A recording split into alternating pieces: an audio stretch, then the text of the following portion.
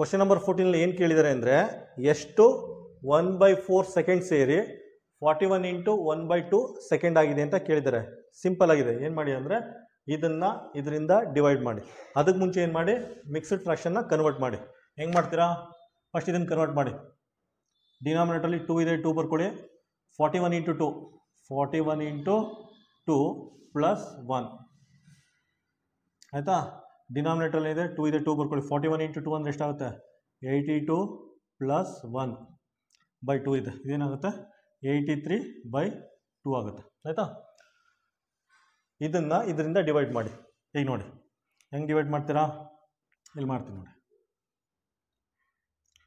83/2 divided by 1/4 ಅಂತ ಮಾಡಿ. ಆಯಿತಾ. ಇದನ್ನು ನೀಟಾಗಿ ಬರ್ಕೊಳ್ಳಿ. 83/2